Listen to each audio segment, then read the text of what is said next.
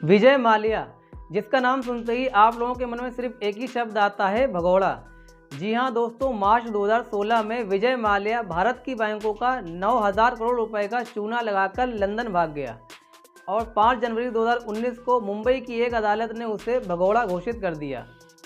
दोस्तों, वो शख्स जिसके एक वक्त पर खुद के जहाज़ उड़ते थे, आईपीएल में उसकी रॉयल चैलेंजर्स बेंगलोर नाम की खुद की टीम थी, फार्मूला 1 रेसिंग में खुद की टीम थी, रॉयल चैलेंज और किंगफिशर नाम के बियर और विस्की ब्रांड थे, जिसके पास हर वक्त हसीनाओं का मेला लगता था, वो कैसे आज बर्बाद हो गया और भारत का 9,000 करोड़ रुपए का चूना लगाकर लंदन में बैठा है और भारत ना वापस लौटने के लिए केस लड़ रहा है। दोस्तों, आज की इस वीडियो में हम लोग केस स्टडी करेंगे विजय माल्या की और ये जानेंगे कि विजय माल्या कैसे इतने सक्सेसफुल बिजनेसमैन बने और उन्होंने अपने बिजनेस में क्या गलतियां की कि वो आज उनकी ये हालत हो गई है और वो बिल्कुल बर्बाद हो चुके हैं। ब्रिटेन की अदालत ने विजय माल्या उद्योगपति विजय माल्या दोस्तों, विजय माल्या को उनका बिजनेस साम्राज्य उनके पिता से विरासत में मिला था। विजय माल्या के पिता का नाम था विट्ठल माल्या, जिनका जन्म 8 फरवरी 1924 को ब्रिटिश इंडिया के ढाका में हुआ था। साल 1946 में इनका बिजनेस का सफ़र शुरू हुआ।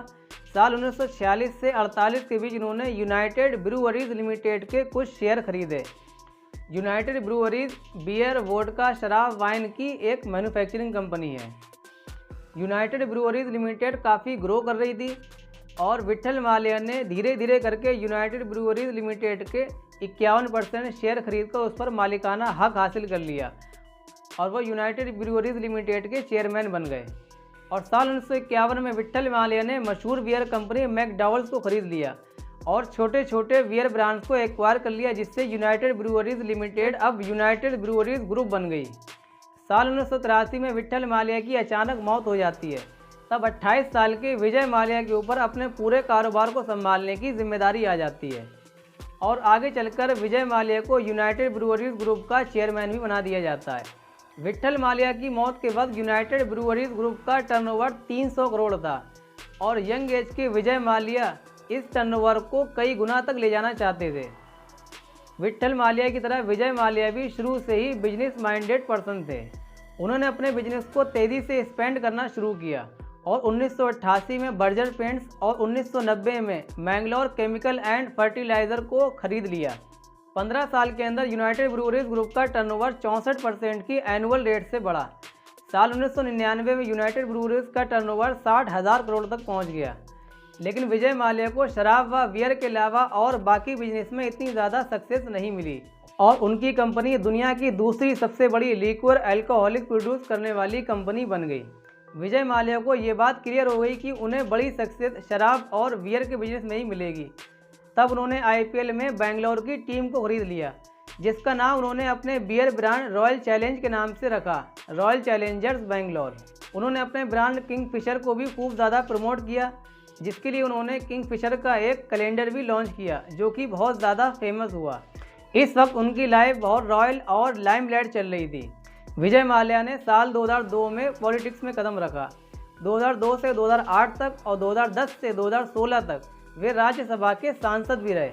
इस दौरान उनके बड़े बड़े पॉलिटिशियन से कनेक्शन भी हुए, जिसका इस्तेमाल उन्होंने अपने बियर ब्रांड और बिजनेस को एक्सपेंड करने के लिए किया।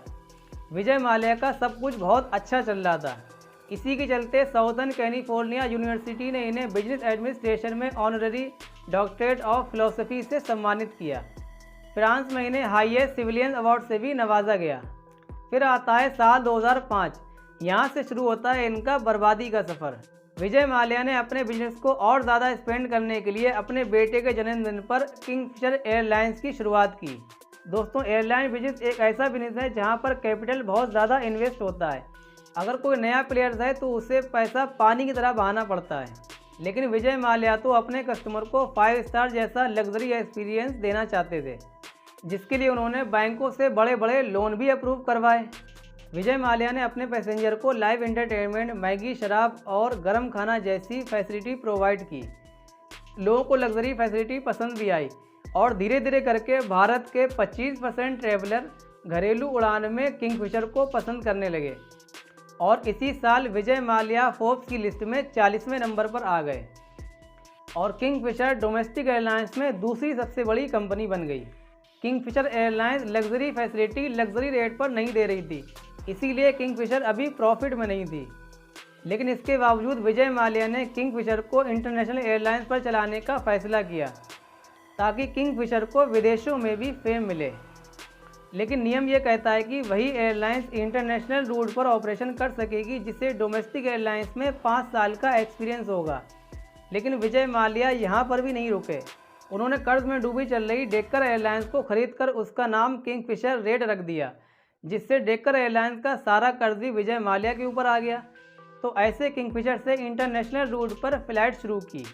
लेकिन डेक्कन एयरलाइंस एक थकी हुई और इकोनॉमिक क्लास की एयरलाइंस थी, जिसके टिकट रेट भी काफ़ी चीप होते थे। लेकिन विजय माल्या ने किंगफिशर रेट की शुरुआत में प्राइस कम रखे, लेकिन फैसिलिटी वही किंगफिशर वाली लग्जरी दी, जिसके लिए विजय माल्या को अपनी जेब से पे करना पड़ता था, जिसके चलते किंगफिशर के कस्टमर भी किंगफिशर रेट को ज़्यादा पसंद करने लगे कम रेट की वजह से। पहले तो किंगफिशर ही प्रॉफिट में नहीं थी, लेकिन अब किंगफिशर रेट भी कम रेट देने की वजह से घाटे में जाने लगी। फिर अचानक विजय माल्या ने डेक्कन एयरलाइंस यानी किंगफिशर रेट के रेट बढ़ा दिए, जिससे किंगफिशर और किंगफिशर रेट के कस्टमर कम होने लगे और धीरे धीरे करके किंगफिशर और किंगफिशर रेट फेल होने लगी। लेकिन विजय माल्या ने अपने कस्टमर से सेटिस्फैक्शन का जो वादा किया था उसे पूरा करने के लिए बैंकों से वो लगातार लोन लेते चले गए और एयरलाइंस में लगाते चले गए। भारत में तो किंगफिशर पूरी तरह से फेल हो गई, लेकिन विदेशों में ये चल रही थी। लेकिन 2008 की मंदी के वक्त क्रूड ऑयल के रेट बढ़ने से विदेशों में भी किंगफिशर एयरलाइंस फेल होने लगी। धीरे धीरे करके किंगफिशर पूरी तरह से कर्ज में डूब गई। लेकिन विजय माल्या को अभी भी उम्मीद थी। उन्हें फॉरेन इन्वेस्टर भी मिल गए थे पैसा इन्वेस्ट करने के लिए, लेकिन भारत में उस वक्त FDI नहीं था, यानी फॉरेन डायरेक्ट इन्वेस्टमेंट। कोई भी डायरेक्ट इन्वेस्ट नहीं कर सकता था भारत में। और दूसरी तरफ किंगफिशर एयरलाइंस के एम्प्लॉय 7 महीने से सैलरी न मिलने की वजह से हड़ताल पर थे और भारत सरकार ने 2011 में पार्लियामेंट में एक रिपोर्ट भी पेश की थी। उसमें यह कहा था कि विजय माल्या ने अपने एम्प्लॉय से इनकम टैक्स के नाम पर जो रकम ली है वो 2 साल से सरकार तक जमा नहीं हुई है। कर्ज में डूबते हुए किंगफिशर एयरलाइंस 2012 में पूरी तरह से शटडाउन हो गई। उस वक्त विजय माल्या पर 9,000 करोड़ रुपए का कर्ज था। विजय माल्या ने अपने कर्ज के पैसों को अदा करने के लिए अपने एयरक्राफ्ट भी बेच दिए और अपनी टीम रॉयल चैलेंजर्स बेंगलोर को भी यूनाइटेड स्पिरिट के हाथों बेच दिया।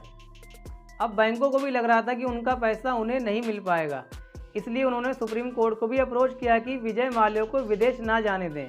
लेकिन 3 मार्च 2016 को लंदन में एक मीटिंग के बहाने विजय माल्या देश छोड़कर हमेशा के लिए भाग गया। विजय माल्या के ऊपर भारत की अलग अलग बैंकों का 9,000 करोड़ रुपए का कर्ज है। 5 जनवरी 2019 को मुंबई की ED कोर्ट ने विजय माल्या को भगोड़ा घोषित कर दिया। विजय माल्या ने अपने आप को भगोड़ा न घोषित किए जाने के लिए सुप्रीम कोर्ट में एक अर्जी भी दी थी, जो कि 3 मार्च 2023 को सुप्रीम कोर्ट ने उस अर्जी को खारिज कर दिया। अब आप लोग ये सोच रहे होंगे कि भगोड़ा घोषित किए जाने से क्या होगा। भारतीय कानून कहता है कि PMLA के तहत अगर किसी शख्स को एक बार भगोड़ा आर्थिक अपराधी घोषित किया जाता है तो प्रोसिक्यूशन एजेंसी के पास उसकी प्रॉपर्टी को जब्त करने की शक्ति यानी पावर आ जाती है। इसी के तहत ED ने विजय माल्या की सारी प्रॉपर्टी को जब्त करके 70% लोन की रकम वसूल ली है। इस वक्त विजय माल्या के ऊपर लंदन में एक केस चल रहा है और भारत सरकार उसे भारत वापस लाना चाहती है ताकि उसे सज़ा दी जाए, क्योंकि लोन की रकम जितनी वसूलना चाहती थी सरकार उतनी वसूल हो चुकी है, अब इससे ज़्यादा नहीं हो सकती। दोस्तों, मेरा ओपिनियन कहता है कि विजय माल्या भारत वापस कभी नहीं आ पाएगा, क्योंकि ब्रिटेन अगर विजय माल्या को भारत वापस भेज देगा तो क्योंकि इससे ब्रिटेन की पावर कमज़ोर होगी और ब्रिटेन कभी नहीं चाहेगा कि भारत के सामने उसकी पावर कमज़ोर हो, इसलिए वो विजय माल्या को भारत के हाथों कभी नहीं सौंपेगा। दोस्तों, यही थी मेरी विजय माल्या के ऊपर डिटेल केस स्टडी। अगर आपको वीडियो अच्छा लगा हो तो वीडियो को लाइक करें और इसे ज़्यादा से ज़्यादा अपने कॉन्टैक्ट पर शेयर कर दें। और अभी तक आपने हमारे चैनल को सब्सक्राइब नहीं किया है तो प्लीज़ जाके इसे सब्सक्राइब ज़रूर कर दें। इस चैनल पर आपको बिजनेस केस स्टडी एक से बढ़कर एक देखने को मिलती रहेगी। आप लोग मुझे कमेंट में बता सकते हैं कि आने वाले दिनों में आप किस तरह का वीडियो देखना चाहते हैं, किस टॉपिक पर वीडियो देखना चाहते हैं, और इस वीडियो में आपको कोई भी पॉइंट छूटता हुआ लग रहा है तो आप लोग मुझे वो भी बता सकते हैं कमेंट में। दोस्तों, मिलते हैं फिर से एक और नए वीडियो में। तब तक के लिए आप सभी का बहुत बहुत धन्यवाद, बहुत बहुत शुक्रिया।